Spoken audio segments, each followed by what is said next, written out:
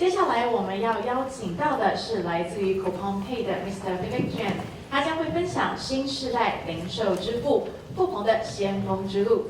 Next, we are pleased to welcome Mr. Vivek Jain, Chief Product Officer at Coupang Pay, to share his insights on next-generation retail payments, Coupang Pay's past as a pioneer. Ladies and gentlemen, please join me in welcoming Mr. Vivek Jain.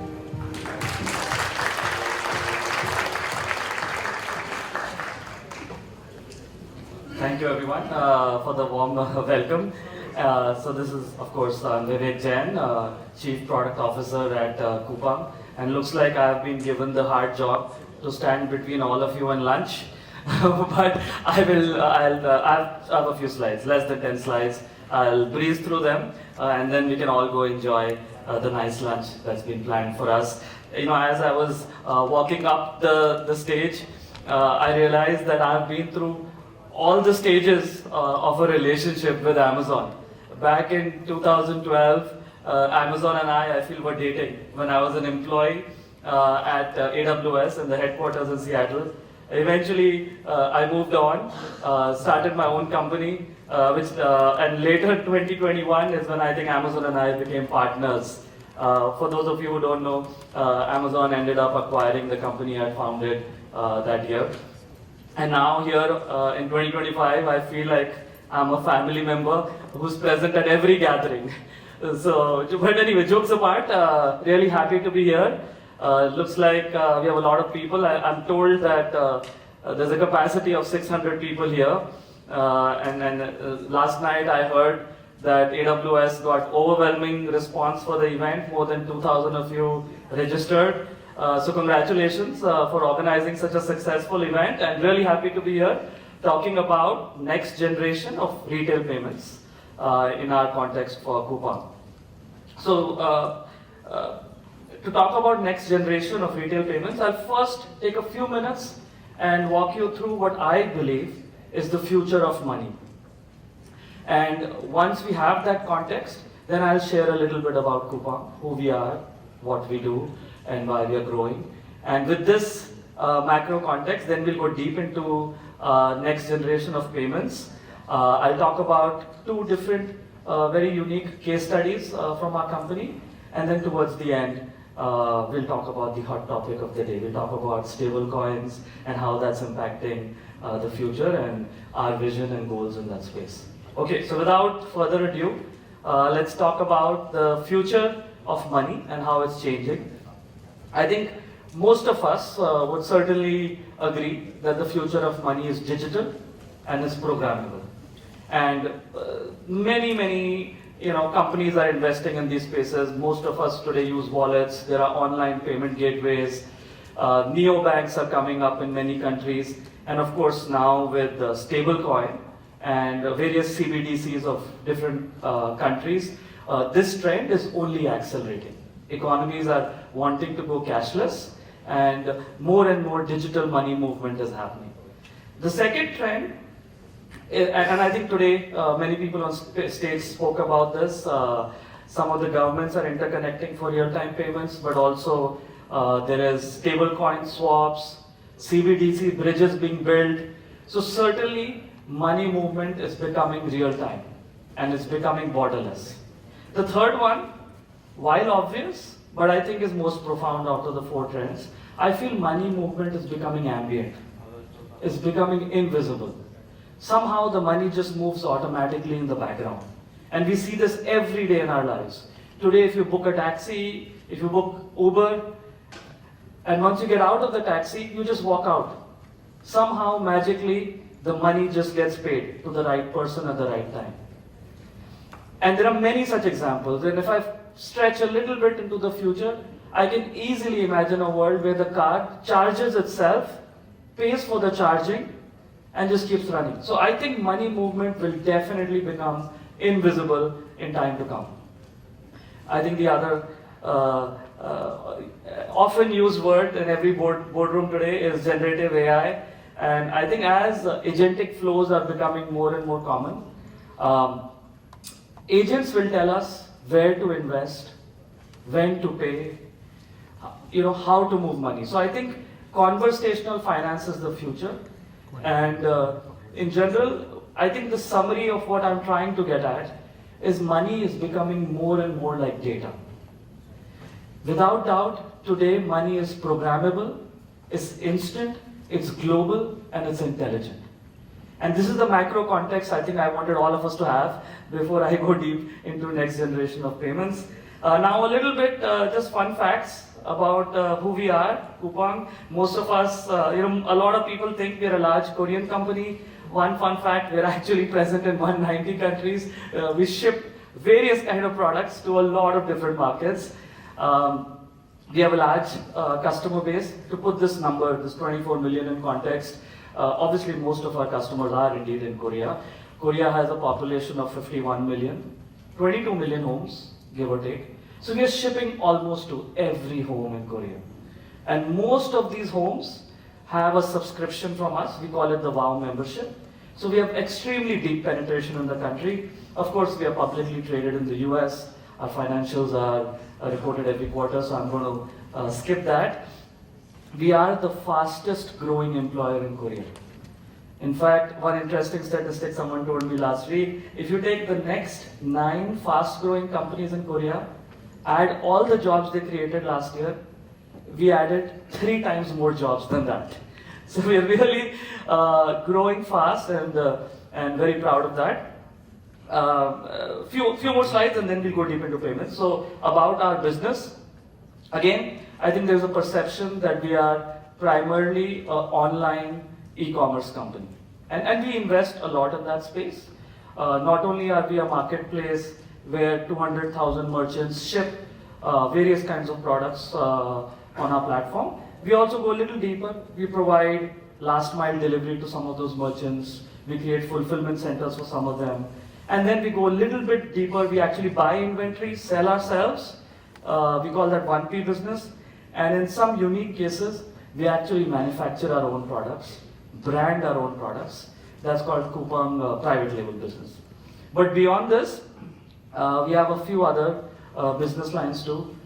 We deliver groceries. Personally for me, many a times at night before sleeping, I realize I don't have the right groceries for the breakfast next day. And in Korea, if I order groceries at night before sleeping, typically before I wake up at 6 a.m., the bread, eggs, milk, everything is on my doorstep. So we really put in a lot of effort to create wow experiences on grocery. We are the largest food delivery platform in the country.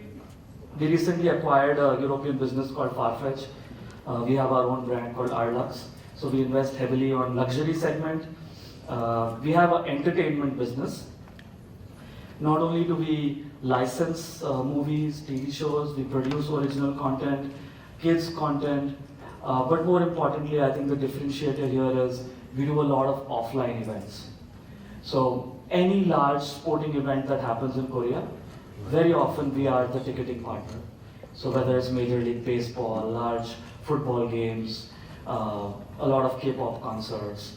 So we invest quite a bit on entertainment. And last but not the least, we are Coupang Pay is our financial services entity, and that's what I'll talk more about today. I think in Taiwan, since I'm here today, I just wanted to give high-level context. We are investing quite heavily here, and I think in the last quarter of financials, we reported that quarter over quarter in Taiwan, we're growing 54%. So this is our fastest growing segment actually within Coupang. Okay, so with this macro context about the future of money and what Coupang is doing, now we'll go a little deeper in payments. Our first step in payments was to provide a world-class checkout experience. And for this, we decided to go deep in payments. We worked closely with the regulator. We got multiple licenses, the typical, the payment gateway license, electronic payment license, escrow account licenses.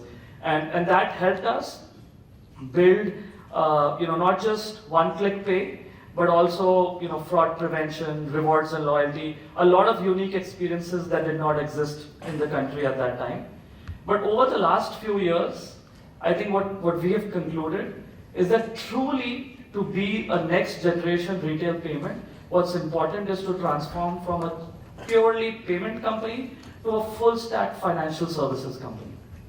And when I say full stack, we offer almost every service today that a traditional financial organization does. So for example, one side of our ecosystem is consumers, the other side is sellers or merchants. For the consumers today, we have different payment instruments. We have gift cards, we have wallets, we have co-branded credit cards. We also issue loans on our own books. So some of you may have heard of global companies like Klarna and Afterpay. We give buy now, pay later loans to our consumers. We also sell insurance.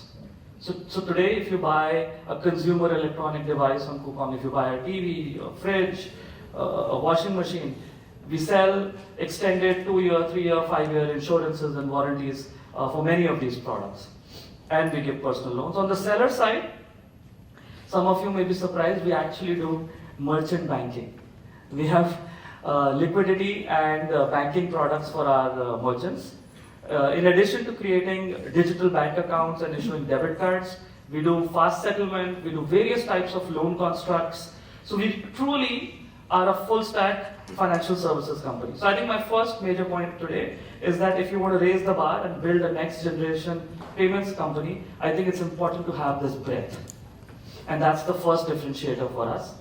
And maybe after this, I'll talk about 2 case studies to tell you how we go really deep in each of these products. So I'll pick one product from the consumer side, one from the seller side, and give you a glimpse of how we try to differentiate in everything we do. So the first one is a credit card. So credit card in general, at least in Korea, and I've heard even in Taiwan, it's a very competitive product. Most people in the country have a card. Most people have actually more than one card. So it's important to, build something differentiated that everyone values. We launched this less than 2 years ago, towards the end of 2023 in Q4, and I'm proud to say that this is the largest credit card in the country today. The value proposition is very simple. If you shop anything on Coupang, you get 4% cashback. On the lowest price, you get an incremental 4% discount. And if you shop off Coupang, whether within Korea or overseas, you get 1.2% off. So the key question is, why did this card so quickly become the largest card in the country? And I think a few points are obvious, and then I'll talk about some differentiators. I think the first thing is simplicity. When I studied a lot of cards in Korea, what I realized was there was a lot of fine print. You will get this reward if you spend this much in the last month. You will get this reward if you go into this app and change this category and make this your primary merchant. So I think our first and most important tenet was, we'll keep it very, very simple for the customers. No fine print in the value proposition. Second, speed. We obsess over moving fast, and we obsess over customer experience. So this was the first card in the country where you can apply end-to-end within the merchant app. You don't even need to go to the banking partners app. You get approved as soon as a decision of approval or denial gets made as soon as you complete the application journey. And you don't need to wait for the physical card to arrive to your house. Once approved, it instantly gets added to your wallet, becomes your default payment method, and one click you can check out in the same flow. So I think speed is another thing we obsess about. And the third, which I think a lot of especially people from the financial services industry would ask me, if you keep giving back 4% on every transaction, and an issuer on an average, give or take, in a country makes 1.5%, how does the math add up? How is this even a viable product, right? And we obsess over unit economics. I think in a lot of markets, many issuers are running credit card business on negative margin. And I think in a co-branded card world, people have started to believe that the merchant or the platform's responsibility is to acquire customers. And once acquisition happens, you hand it over to the bank, and bank's responsibility is to engage and figure out unit economics. We have the exact opposite approach. We go very deep in our partnership. I was telling you, we operate at big scale. We have, hundreds of petabytes of data. We use all of this data and the banking data. So bank has a lot of data on the consumer and what they're doing in the bank. And we combine these two and then build models on top of that. And that is what helps us truly do the right level of cross-selling and personalization that makes the unit economics work. And I think this is actually the secret sauce of why this co-branded card so quickly has become the largest in the country. Just some, while we don't report a lot of numbers externally, but these are some facts that you'll find in Korea, that within less than a year of launch, we issued more than 1 million cards. Now in the second year, we're actually growing faster. While the number is not public, but it is the largest card without doubt. The Korean regulator reports a stack rank of different banks who are issuing cards, and our banking partner, our credit card partner KB, they have become the largest issuer in the country this year. And one of the key reasons obviously is this card. The second product I'll talk about is on the seller side. So we do a lot of user research and build products grounds up, and we heard as Coupang had its explosive journey for the last 10 years, a lot of the merchants grew with us. People who were selling from their houses, I met many of them who now sell more than $1 million every month. And for a lot of them, they want capital for different reasons. Some of them want to store inventory ahead of the seasonal trend when they see large sales. Some of them want to just invest in advertising and marketing to grab market share. Some want to improve their manufacturing processes. Some just have fluctuating cash flows and they want to even it out with these loans. So there are many use cases for these merchants looking for loans, and these SMBs don't have they've not been around for long enough, they don't have the right credit rating, and it's not easy to get access to capital. So we decided to create a differentiated product in this place. And maybe I'll tell you 2 or 3 differentiators. First, true to our value system, we believe in doing things fast. So this is a simple 2 or 3 click journey from starting the application to getting approved. The money hits your bank in 2 minutes. From the time you think about taking a loan to money hitting your bank, which used to be a week-long process, now in Korea on our platform is 2 minutes. And for this, of course, this has never been done in Korea, so we had to. There wasn't even a license in the country for this. So the regulator actually gave us a new license called Financial Innovation License in Lending, because there wasn't any name that they could give to this license, and this has enabled us to launch such a unique product. The second is it's very flexible. Whenever a small business takes loan, they're often worried about, many of us have been entrepreneurs and we know the ups and downs. And the last thing you want is you take a loan and you hit a rough patch and you have to file bankruptcy. So one thing you obsess about is we deduct the payment from your daily sales. So if your business is growing, you'll pay back the loan faster. If for some reason your sale is 0, don't pay back. Pay back when you sell. So we give extreme flexibility on payment schedule.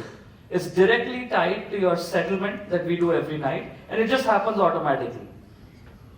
When the seller sells products on Coupang, we collect the money, we keep our share of the loan, and we settle everything else at the end of the day. And the last, of course, we have no hidden fees, no compounding interest rates, just one flat fee. And I think that is what has really gotten the attention of all our sellers. And last, which I think is also very important, every financial institution in Korea looks at credit bureau rating to decide if the loan should be approved or not. We have the exact opposite approach. We look at only Coupang data. We don't look outside our data. We just look at what we believe is the right thing to do, and that's how we decide who to give loan to and at what interest to give it to. We rely only on our signals. And of course, I think one of the key reasons I'm here is to share with all of you that AWS is like the bedrock. It's the foundation of all these innovations that we are doing. At our scale, it's really important to have a partner like AWS. And not just for the 185 petabytes that we store or the compute that we need, but also the fluctuations in the demand we have. Now Q4 is coming, Apple will launch iPhone, we'll have a big iPhone pre-sale event. We expect the demand will be 20x on that day. Recently in Taiwan, some of you may know, there was a major sale day called 618. For the peak hours, the demand was more than 22x on that day. And AWS is able to handle these, these requirements with, all the elastic solutions that they have. And that gives us a lot of peace of mind. That's something that we really value. Second, of course, is cost efficiency. And we work closely with the solution architects here at AWS to figure out how to optimize on cost, when to buy, when to reserve instances, when to take on demand, how elastic scalability can help us optimize cost. Third is that we use a lot of new innovative APIs and solutions that AWS has. So for example, I think recently we've been using a lot of the AI and ML solutions that AWS provides. Also, there's a new enhanced data analytics solution that AWS recently shared with us, and we are working with them closely. So certainly we value a partner that thinks like us and constantly invests in innovation. Being a fintech player, the other important thing for us is security, and having a partner that has global standards of secure infrastructure with disaster recovery, data protection, all the necessary compliance and certifications just coming out of the box. That certainly reduces a lot of overhead for us to do.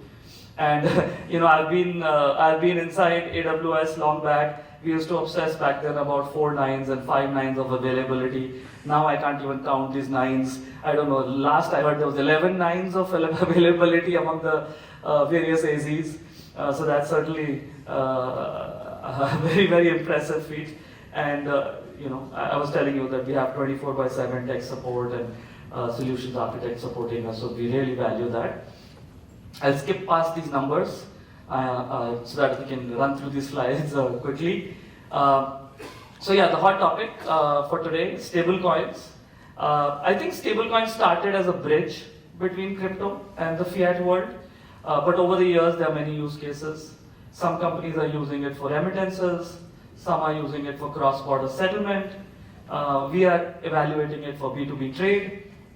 And overall, in developed markets like US and Europe, there's very strong adoption. There was a Genius Act this year. I think the total stablecoin market in US is like 230 billion between Tether and Circle. It's a very, very large market. And similarly in EU is growing fast. AI in APAC, I would say it's rising. I would divide APAC into 3 sets of countries. The first being emerging markets, where I'm seeing real, grassroots level adoption. Second is obviously some of the financial hubs of APAC. I think these countries and the regulators are trying to define the rules of the future. They're focusing more on regulation. And third, I think there are some cautious emerging countries. I would put Taiwan, Korea, India, China in this bucket. But coming to emerging markets where we are seeing high adoption, Philippines is one example. Many of you may know that Philippines has a lot of workers who travel abroad and then they remit their salaries back to the country. I believe it's one of the, if not the largest, one of the larger remittance countries in the world. 10% of their GDP is remittance.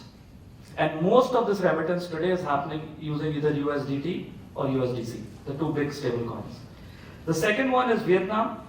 Interestingly, they have a very high adoption of cryptocurrency, and also their own currency, Vietnamese dong, is quite volatile. So we are seeing a high adoption of stable coins, both as a hedge against their currency, but also for crypto trading.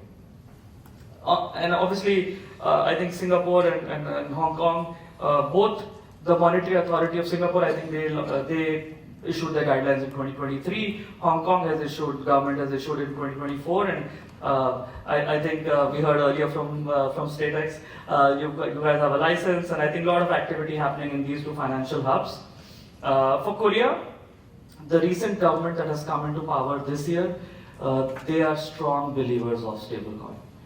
They issued a very clear, guideline this year.